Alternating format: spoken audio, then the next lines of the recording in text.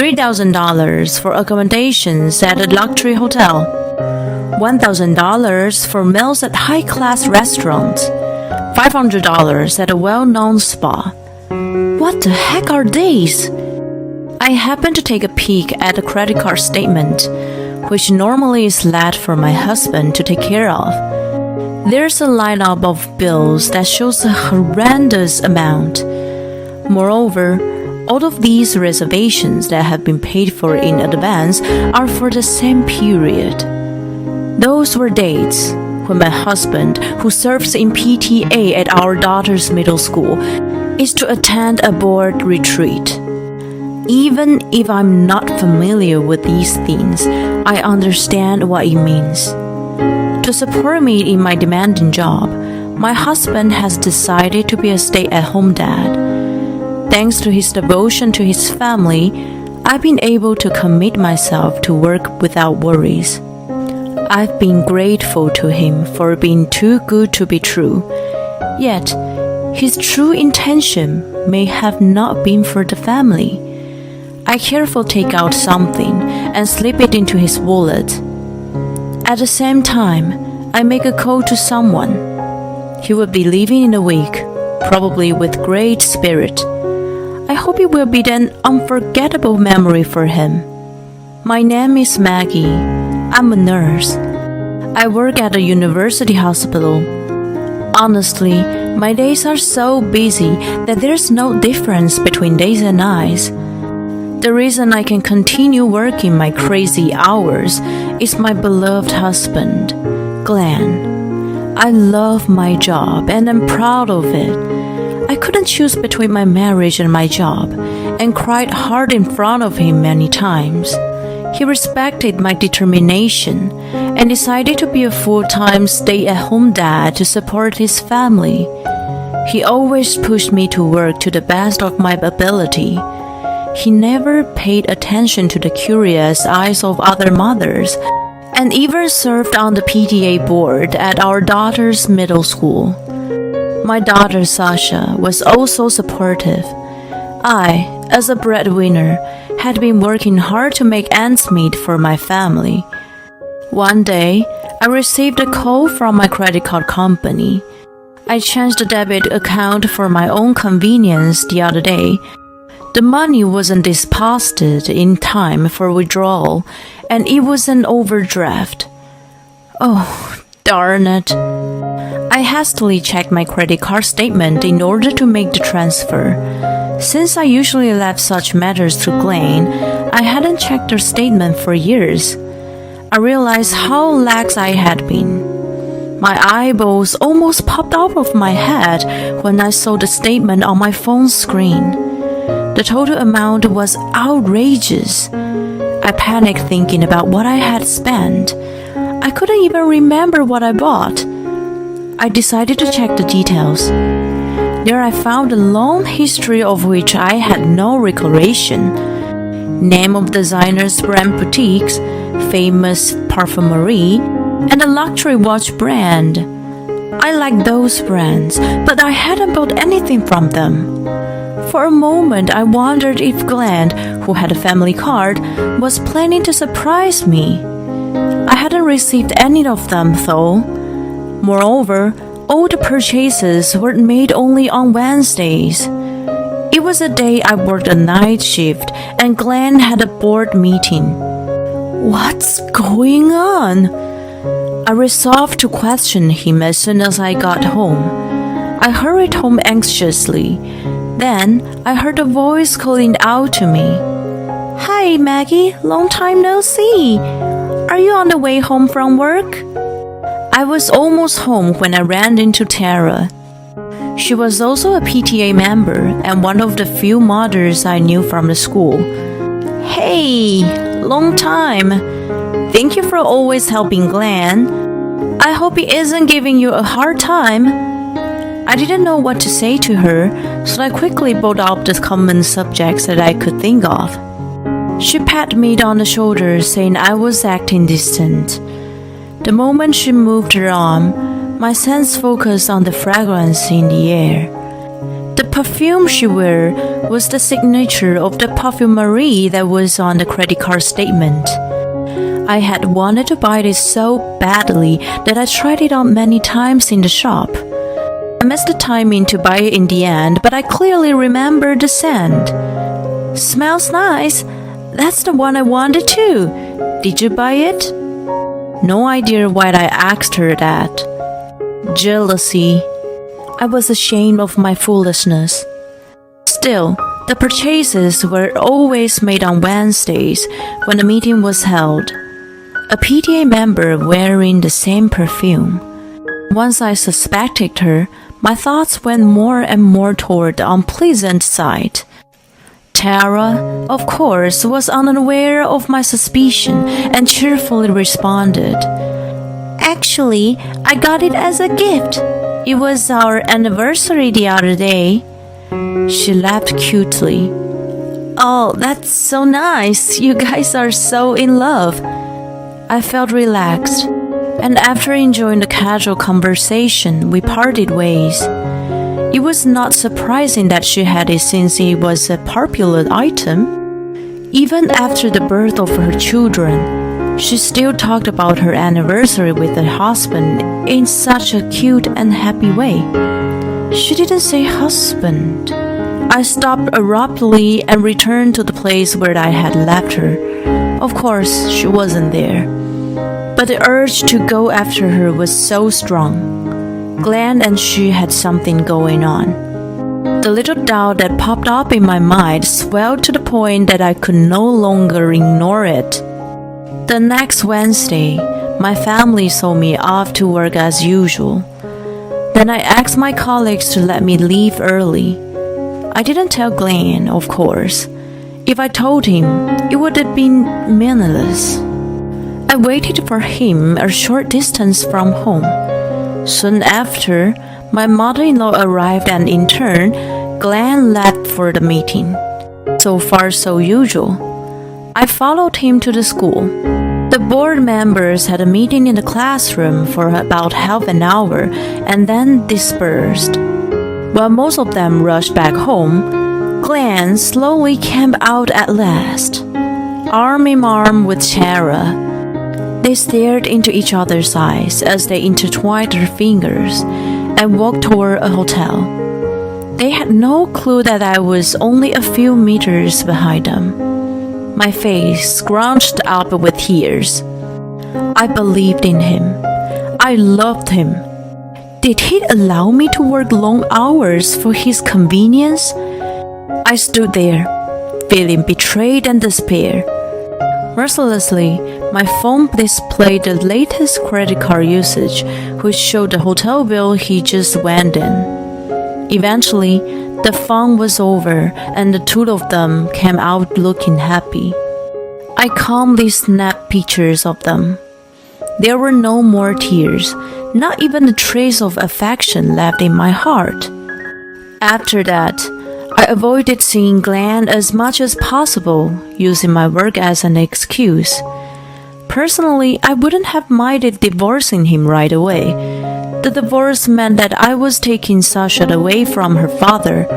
I didn't want to speak to anyone until I had a chance to think it through. "Mom?" Sasha's sudden voice brought me back to reality. I had been crying alone in the living room in the middle of the night since that day. I thought I was being discreet, but it seemed that she had noticed something was wrong. She couldn't sleep, or maybe she just woke up. She came out of bed late at night and gently hugged me. "I don't want you to be sad. Your enemies are my enemies. I won't forgive anyone who makes you sad. Even if it's Dad, I won't forgive him." Her words opened the floodgate that had been holding all the feelings. I waited like a child.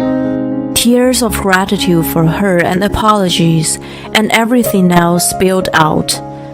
"If I divorce your dad, things won't be the same as before.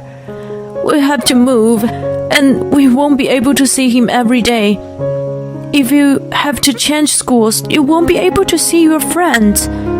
I spilled out of my concerns one after another. She interrupted and assured me, I still want to be with you, Mom.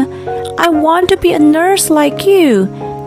I'll be fine, so please, do as you want.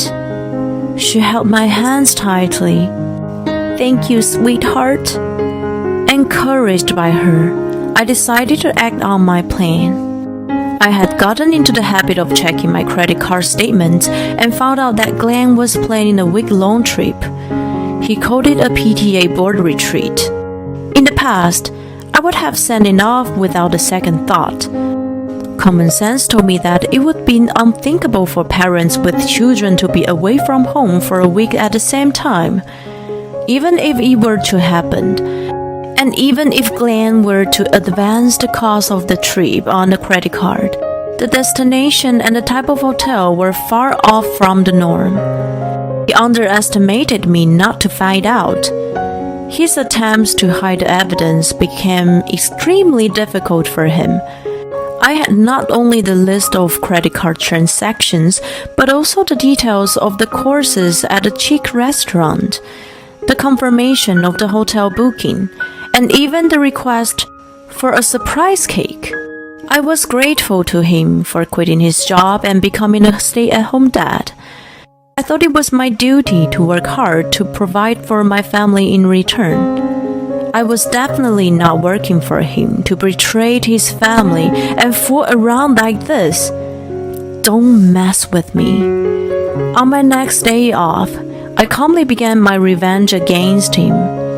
First, I called the hotel and every restaurant he had booked.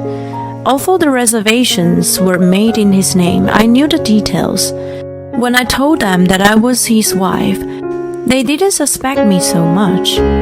Later that night, I took out his wallet that was left in the living room and pulled out his credit card. He used to carry around cash only before we got married and had never made his own card other than the family one. If his only card went missing, he wouldn't immediately notice something was wrong. So I put an expired one in his wallet. It had been renewed about 6 months ago, but I had been neglecting to get rid of it. I was truly amazed by my laziness and praised myself a little only for that occasion. It looked the same, but it was still expired. If he used it somewhere, he would have found out right away. It just needed to last until he was away from home.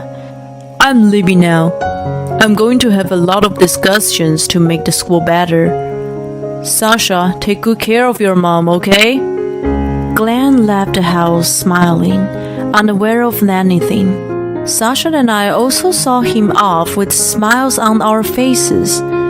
I could have punched him in the face, but strangely, I felt very peaceful thinking that it was the last time I saw him. Well, let's get started. Yes. We made sure he was out of sight. In an instant, our smiles were concealed, and we rushed to pack our belongings. The movers showed up shortly after, and thanks to their efficiency, we were able to move into our new home in no time. Excuse me, where should we take these? Oh, don't worry about them. You can just leave them there. They took off wondering about the boxes that were piled up in one corner of the room. And I handed them over to another mover who arrived in turn. The contents were all Glenn's belongings. There was nothing left in the house after that. Waiting for his return in the living room, filled with memories, were credit card statements and pictures of him and Tara that I had taken the other day. I also left my wedding ring that had lost its meaning, and a draft of divorce papers. I noticed that my cell phone has tons of missed calls. They were all from Glenn, who probably noticed something strange on the trip. Too bad for him. I sent a text saying that I was unable to respond due to several emergency operations. I read my vibrating phone in the tower and put it in the bottom of my bag. By the time his meddling calls had calmed down, my call history had exceeded 100. Sasha and I couldn't help but giggle at it. Oh, right. I should probably make one last call. Yeah, that's a good idea. We made a call to someone. Later, what's going on here? Maggie? Sasha? Anybody home? When Glenn returned home, in a good mood, after a week-long affair, he was shocked to find the house empty. Stunned by what I had left behind for him, he repeatedly called me to no avail. Of course not. I blocked him on my phone. Then he received a call from an unknown number. He thought it was me and jumped at the call. Hello? What the hell have you done? I was asked to pay for all the bookings I had already prepaid online, and my credit card expired. Do you have any idea how humiliated I was? This is nothing but harassment. I had to borrow money from everyone. Take responsibility and come up with the money now. So, did you borrow 5 grand from each of them? If that's true, that's an awful lot of money. Did you go overseas? I bet you must have had a lot of fun. I hope Tara didn't give you a hard time. Glenn stiffened at an unexpectedly low, commanding voice. He turned pale and started trembling so badly that he could not make a word. Is this Tara's? I'm so honored that you remember me. Yes, this is her husband. I know everything about you guys. I will make a firm demand for alimony from her. I won't let you guys get away with it. He hung up the phones as soon as he finished. He had no interest in hearing what Glenn had to say. Panic-stricken, he tried to contact Tara, but the phone was dead. It had already been cancelled. It was her husband whom I called and told about their affair that day. He was surprised, but not distraught, and sounded deeply sorry. He was somewhat aware of her affair. It was still shocking for him to find that her cheating partner was a close acquaintance. He even offered to cooperate with me to do what I wanted. After I got the address of her parents from him, I sent all of Glenn's belongings along with a copy of my divorce papers and pictures of their affair to them. They were, of course, furious. They were in such an uproar. That the whole neighborhood came to know about Tara's divorce and losing custody of her children due to the adultery. Her parents were wealthy with a successful local business. She probably thought that they were going to help her no matter what. They were enraged with her actions, which were fatal to their credibility as a business owner. They did not even let her inside the house when she had come to them in tears. In the end, she had nobody to turn to and began to live alone in a small apartment. She worked day and night at a place that was famous for its low wage and hardship to pay alimony. Meanwhile, Sasha and I temporarily moved in with my parents until the divorce was finalized. Glenn also had returned to his. I'm actually still in touch with them as they care about Sasha greatly. According to his dad, he literally spends every waking moment on the farm now. He can't afford to delay the payment of alimony and child support. His dad sounded deeply dismayed by him. My attorney managed to negotiate a hefty amount of alimony on top of child support, so his monthly payment is quite a sum. I'm sure that he would have to work hard but unable to save for himself for years to come. It sounds like a living hell. After the divorce was successfully finalized, I moved to a new house with Sasha. In the end, she transferred to another school. Her new teachers and classmates have welcomed her warmly, so she's been enjoying her new life. Now that Glenn is someone from the past, I have to do the housework myself. It is much harder to keep a good balance between work and home than I imagine. But I definitely prefer this life rather than the one doubting my partner and a friend. I feel refreshed being freed from all the negatives now. I vote to be happier and work harder than before.